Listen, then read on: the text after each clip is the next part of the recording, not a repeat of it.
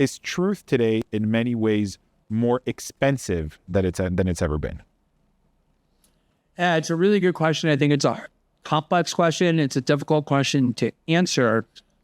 And the reason is that the internet has changed everything in this regard. I mean, if you go and look at how people consumed information about politics and about culture, even say 30 years ago, 40 years ago, there was a small number of large media corporations that could afford to pay for the infrastructure needed to disseminate information, television networks, printing presses, and the like, radio stations, and those people had control over information, and you were pretty much captive to them. But there was a sense, I think, that there was a public duty on the part of journalists who went into that profession were people who did not want to become part of power centers. They were people who had these anti-authoritarian personalities. They wanted to throw rocks from the outside.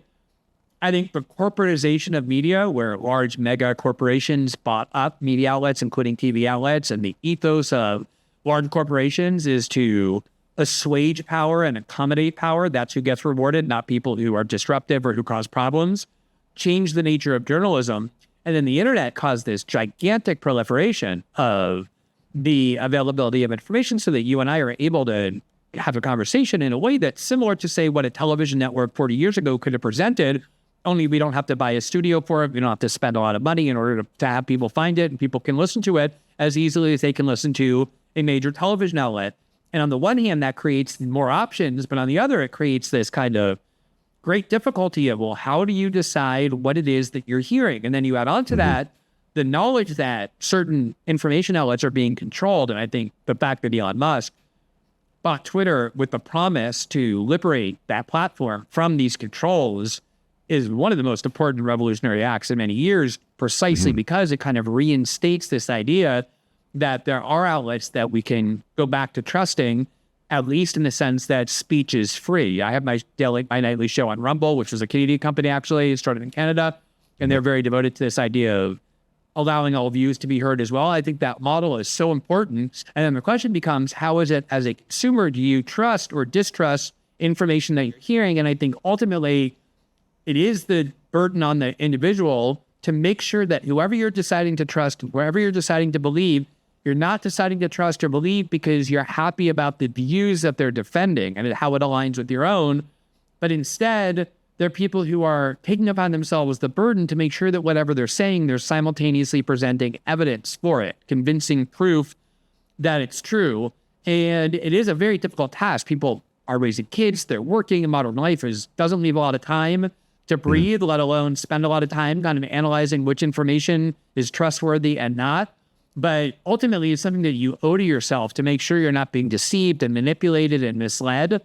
And although I do think it does create this difficulty, this proliferation of ideas and this diversity of sources of information, on the whole, it's much more beneficial than having our information controlled by a tiny group of small and homogenized large corporations that, I mean, a small number of them, that feed us information, and we don't really have a basis for comparing anything to what we're being told.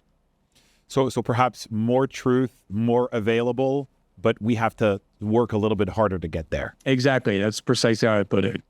That's great. So maybe just now really to close, curious, any, from a big picture perspective, any big projects, a book that you're working on, a project that you're very passionate about that you're that you're working on at the moment?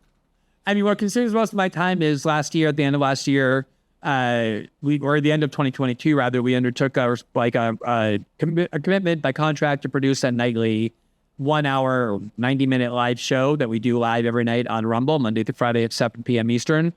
And I do have a book contract, and there's a lot of written journalism I want to be doing that I sometimes do. But when you're producing a daily show, a nightly show, every single day, Monday through Friday, that's live, it ends up consuming most of your time. So if you want to follow my work, aside from social media or Twitter or whatever, we're trying to produce a program. We usually just do 1 or 2 topics every night, so we can spend 40, 45 minutes delving very deeply into it. We don't follow the cable model, switching topics every 6 minutes because we assume that our audience has attention deficit disorder, the way the internet kind of conditions you to do. We try and really dive deeply into things, present evidence. So that's mostly where my time goes these days.